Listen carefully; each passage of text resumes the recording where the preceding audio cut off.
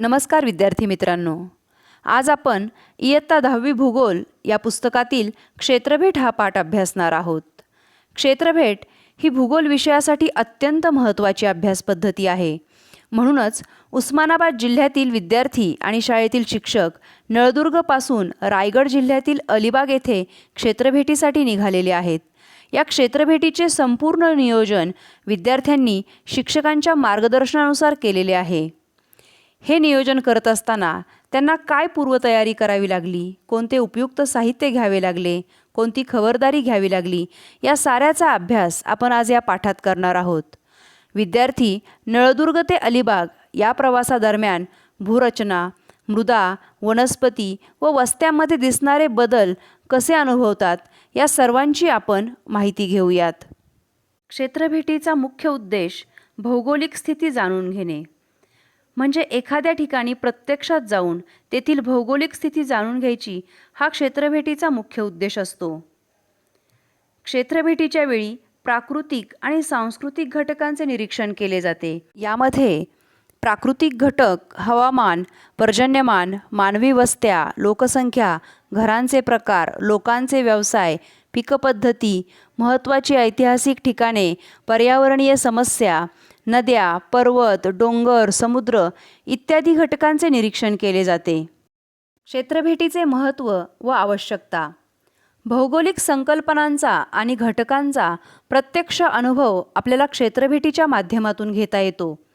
त्यासाठी क्षेत्रभेट ही भूगोलाच्या प्रात्यक्षिक अभ्यासासाठीची एक महत्त्वाची अभ्यास पद्धती आहे. पाठ्यपुस्तकात शिकलेल्या भौगोलिक संकल्पनांचे प्रत्यक्ष निरीक्षण केल्यास त्या संकल्पना अधिक स्पष्टपणे उलगडण्यास मदत होते. क्षेत्रभेटी दरम्यान भौगोलिक घटकांचे आपल्याला नमुनेही गोळा करता येतात. तसेच तेथील मानवी जीवनाचाही अभ्यास करता येतो. मानव आणि पर्यावरण यातील सहसंबंध जाणून घेता येतो. क्षेत्रभेटीद्वारे संबंधित क्षेत्रातील सामाजिक, आर्थिक, ऐतिहासिक, सांस्कृतिक परिस्थितींचाही अभ्यास करता येतो. प्रत्येक प्रदेशाची स्वतंत्र अशी भौगोलिक वैशिष्ट्ये असतात. त्यामुळे आपल्या प्रदेशाहून भिन्न अशी भौगोलिक वैशिष्ट्ये जाणून घेण्यासाठी क्षेत्रभेट उपयुक्त ठरते. पुणे जिल्ह्यातील विद्यार्थ्यांना सागरी भूरूपांचा अभ्यास करायचा असेल तर त्यांना किनारी भागातील क्षेत्रभेटीचे आयोजन करावे लागेल. अशा रीतीने एखाद्या प्रदेशातील भौगोलिक वैशिष्ट्यांसह तेथील मानव आणि पर्यावरण यामधील सहसंबंध जाणून घेण्यासाठी क्षेत्रभेट अत्यंत उपयुक्त ठरते. जर तुम्हाला तुमच्या शिक्षकांनी क्षेत्रभेटीची पूर्वतयारी करायला सांगितली तर पुढील बाबींचा विचार करावा. ठिकाण निश्चिती. क्षेत्रभेटीचे नेमके ठिकाण ठरवणे व त्या ठिकाणी पोहोचण्यासाठी लागणारा कालावधी व उपलब्ध असलेली वाहतुकीची साधने इत्यादी बाबींचा आढावा घेणे. उदाहरणार्थ, तुम्हाला नक्की कुठे जायचे हे ठरवायचे. समुद्रकिनारा, पर्वत, किल्ला, नदी किनारा, पठार, शेत, थंड हवेचं ठिकाण, कारखाना, रेल्वे स्थानक इत्यादीपैकी ज्या ठिकाणी जायचं आहे ते ठिकाण ठरवून त्या ठिकाणी जाण्यासाठी उपलब्ध असणारी वाहतुकीची साधने यांचा विचार करायचा आहे. त्यानंतर वेळापत्रक ठरवायचे. आपण निघणार किती वाजता, पोहोचणार किती वाजेपर्यंत, आपलं दिवसभराचं नियोजन कसं असेल, येतानाची वेळ, या सर्व बाबींचं एक वेळापत्रक करायचं आहे. पुढचा मुद्दा आहे हेतुनिश्चिती. क्षेत्रभेट तुम्ही ज्या ठिकाणी देण्यासाठी जाणार आहात त्याचा नेमका हेतू आणि त्यातून काय निष्पत्ती होणार आहे हे प्रथम निश्चित करायचे. उदाहरणार्थ, थंड हवेच्या ठिकाणास व समुद्रकिनाऱ्यास भेट देऊन या दोन ठिकाणातील हवामानातील फरकाचा अभ्यास करणे इत्यादी बाबींचा विचार करायचा आहे.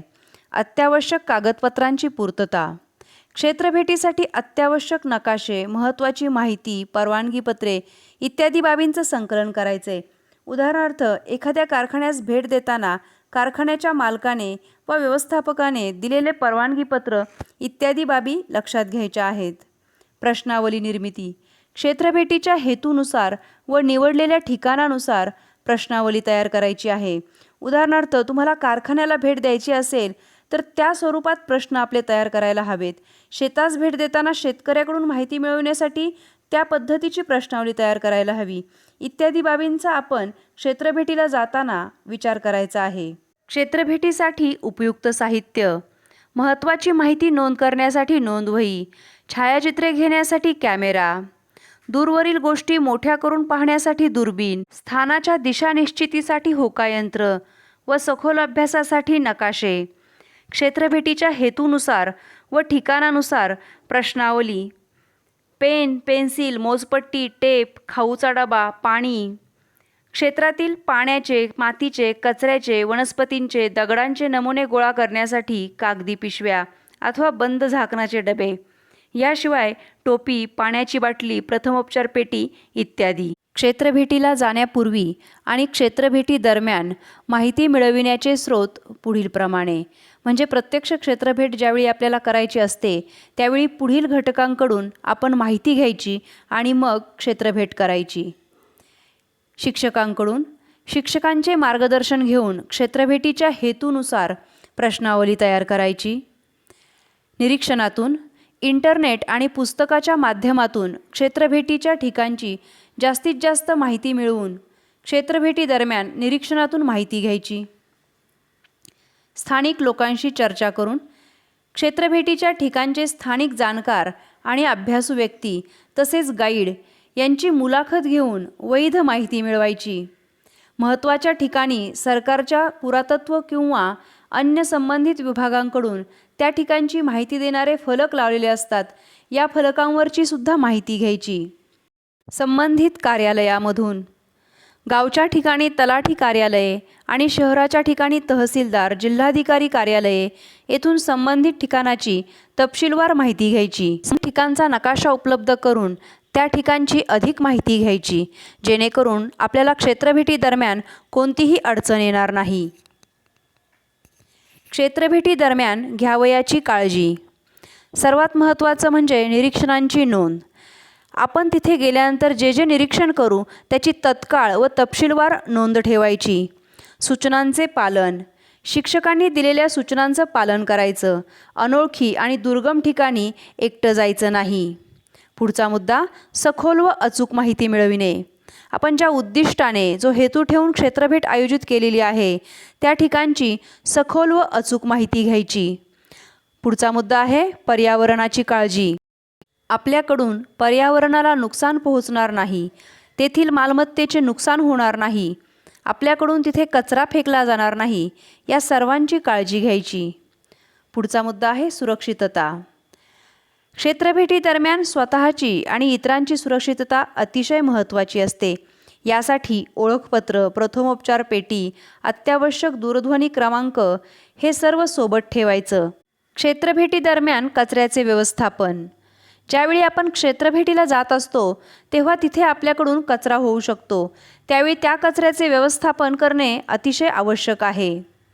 त्याचबरोबर आपण भेट देतो त्या ठिकाणच्या स्वच्छतेला गालबोट लागणार नाही असे वर्तन करणे ही आपली नैतिक आणि सामाजिक जबाबदारी आहे. क्षेत्रभेटी दरम्यान क्षेत्रभेटीत झालेल्या व्यक्तींकडून कचरा पसरणार नाही याची खबरदारी घ्यायची. त्यासाठी क्षेत्रभेटी दरम्यान वापरलेल्या कागदी पिशव्या, ताटल्या, खाद्यपदार्थांची वेष्टने, उरलेले खाद्यपदार्थ एकत्रित जमा करायचे. आपल्यासोबत कचरा टाकण्यासाठी मोठ्या आकाराच्या पिशव्या घेऊन जाव्यात, जेणेकरून क्षेत्रभेटीच्या ठिकाणी कचरापेटी उपलब्ध नसल्यास किंवा ती पूर्ण भरलेली असल्यास आपण केलेला कचरा या पिशव्यांमध्ये टाकून नंतर त्या पिशव्यांची योग्य विल्हेवाट लावता येईल. संबंधित क्षेत्रात माहिती फलक, पथनाट्ये, सूचना फलक इत्यादी साधनांद्वारे स्वच्छतेविषयी आपण जाणीव जागृतीही करू शकतो. ओला व सुका कचरा वेगवेगळा टाकण्यासाठी व्यवस्था असेल तर त्या पद्धतीने टाकावा. एखाद्या ठिकाणी क्षेत्रभेटीला गेल्यानंतर तेथील पर्जन्य कसे असेल व दोन ठिकाणामध्ये पर्जन्यामध्ये काय फरक आहे हे लक्षात घेण्याच्या बाबी पुढीलप्रमाणे. वनस्पती.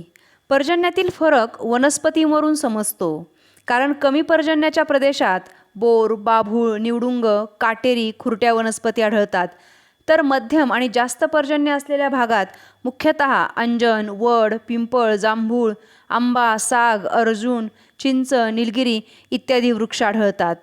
घरांची रचना. जास्त पाऊस असणाऱ्या ठिकाणी उतरत्या छपराची घरे असतात, उदाहरणार्थ कोकण, तर कमी पाऊस असणाऱ्या ठिकाणी धाब्याची घरे असतात, उदाहरणार्थ विदर्भ. मातीची धूप. जास्त पर्जन्य असणाऱ्या ठिकाणी मातीची धूप होत नाही, तर कमी पर्जन्य असणाऱ्या ठिकाणी मातीची धूप मोठ्या प्रमाणात होते. उदाहरणार्थ कोकण किनारपट्टी आणि राजस्थानचं वाळवंट. अधिक पर्जन्य असणाऱ्या ठिकाणी हवेतील आर्द्रता मोठ्या प्रमाणात असते, तर वाळवंटासारख्या ठिकाणी हवा कोरडी असते. जमिनीच्या ओलाव्याच्या बाबतीतही हेच उदाहरण पाहता येईल. एखाद्या प्रदेशानुसार व त्या प्रदेशाच्या गरजेप्रमाणे उपजीविकेच्या साधनांमध्ये फरक पडतो.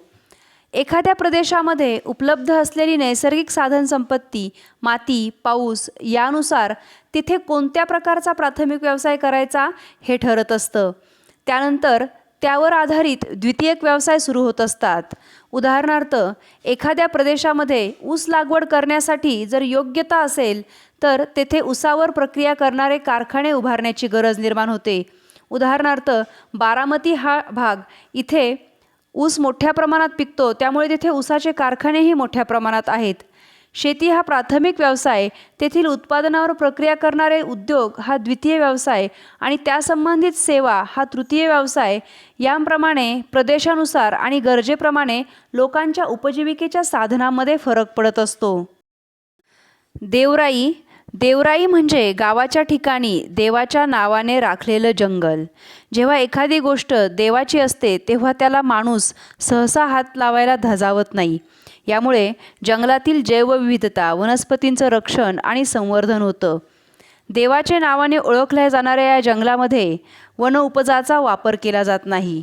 गुरे चारण्यास मनाई असते. काही देवरायांमध्ये जाताना तर पायात चप्पल घालण्यासही मनाई असते. या देवरायांमुळे दुर्मिळ औषधी वृक्ष, प्राण्यांच्या प्रजाती, कीटक, जमिनीचा पोत यांचं संवर्धन होतं. तसेच परिसरातील भूजलाची पातळी वाढण्यासही मदत होते. क्षेत्रभेट झाल्यानंतर अहवाल लिहायचा असतो. तो अहवाल लिहित असताना पुढील मुद्द्यांचा समावेश करून अहवाल लिहावा. प्रस्तावना. यामध्ये क्षेत्रभेट संकल्पना, त्याच्या अभ्यासाच्या दृष्टीने महत्त्व या मुद्द्यांचा यामध्ये समावेश करावा. क्षेत्रभेटीचा हेतू व उद्दिष्टे. तुम्ही क्षेत्रभेट कुठला हेतू ठेवून केली होती त्या संदर्भात इथे उल्लेख करावा. स्थान. ज्या ठिकाणी क्षेत्रभेट देण्यात आलेली आहे त्या स्थानाचा इथे उल्लेख करावा. प्राकृतिक रचना. क्षेत्रभेटीच्या ठिकाणची प्राकृतिक भूरचना म्हणजेच पर्वतीय, पठारी, नदी, समुद्रकिनारी प्रदेश यांच्या वैशिष्ट्यांसह जमिनीविषयक मिळविलेल्या माहितीचा किंवा अभ्यासाचा इथे उल्लेख करता येईल. शेती व जोडव्यवसाय. त्या ठिकाणी शेतीमध्ये कुठल्या प्रकारची पिकं घेतली जातात, त्यावर आधारित कुठले व्यवसाय केले जातात यांचा उल्लेख इथे करण्यात येईल आणि व्यवसायाचा जीवनमानावर होणारा परिणाम याही बाबी नोंदवता येतील. लोकसंख्या. क्षेत्रभेटीच्या ठिकाणची लोकसंख्या इथे नमूद करावी. घरे व वनस्पती. इथे आढळणारे घरांचे प्रकार, वस्त्यांचे प्रकार, वनस्पतींचे प्रकार यांची नोंद इथे करावी. मृदा. इथे कुठल्या प्रकारची मृदा आढळते, तिथे कुठली पिकं चांगल्या प्रकारची येतात या संदर्भात माहिती इथे नोंद करावी. क्षेत्रभेटीच्या ठिकाणी कोणत्या पर्यावरणीय समस्या आहेत हे स्थानिकांशी चर्चा करून जाणून घ्याव्यात आणि त्यांचा उल्लेख या मुद्द्यात करावा. निष्कर्ष. क्षेत्रभेटीतून जो निष्कर्ष तुमच्यासमोर आलेला आहे तो इथे नमूद करावा. आभार. क्षेत्रभेटीच्या पूर्वतयारीपासून ते क्षेत्रभेट पूर्ण होईपर्यंत ज्या ज्या व्यक्तींनी, कार्यालयांनी तुम्हाला सहकार्य केलेलं आहे त्यांचा उल्लेख इथे करावा. संदर्भ सूची. क्षेत्रभेटीसाठी तुम्ही जो संदर्भ वापरलेला आहे त्याचा उल्लेख इथे करावा. प्रश्नावली तयार करा. कारखान्याला भेट दिल्यानंतर तुम्हाला कुठली माहिती हवी आहे त्या संदर्भात प्रश्न तयार करायचे आहेत. तसेच रायगड किल्ल्याला भेट दिल्यानंतर जी माहिती मिळवायची आहे त्यासाठी त्या पद्धतीचे प्रश्न तयार करायचे आहेत.